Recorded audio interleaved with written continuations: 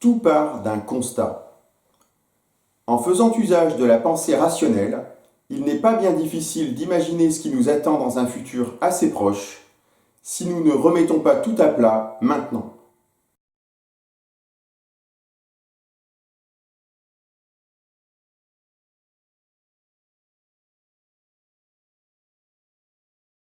Nous avons donc 300% de dette par rapport au PIB, c'est énorme. C'est énorme, mais c'est gérable, car si nous libérons l'économie, nous pourrions avoir une croissance de 3 ou 4% par an, ce qui nous permettrait de faire face à nos engagements.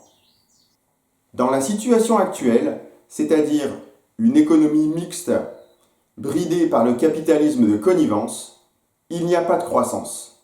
Il n'y en aura pas dans le futur sans changement radical. Dans quelques années, nous aurons 20 millions de retraités et 10 millions de fonctionnaires ou chômeurs ou assistés, soit 30 millions de personnes à charge de 23 à 24 millions de travailleurs du privé, dont seule une minorité sera imposable.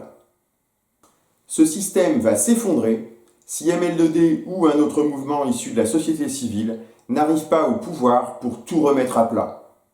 L'histoire nous enseigne que dans ce genre de situation, au bout d'un moment, le capital financier, le capital humain haut de gamme, les entrepreneurs, les compétents partent vraiment. Les producteurs finissent toujours par fuir les soucis quand la perte de confiance est effective. Et quand cela se produit, le pays ne s'en relève pas. La situation macroéconomique ne permet tout simplement pas d'avoir confiance à un horizon de 30 ans.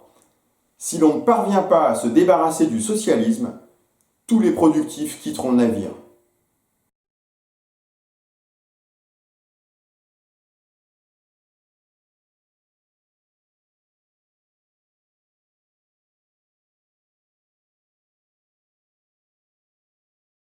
Notre génération est programmée pour être la génération sacrifiée.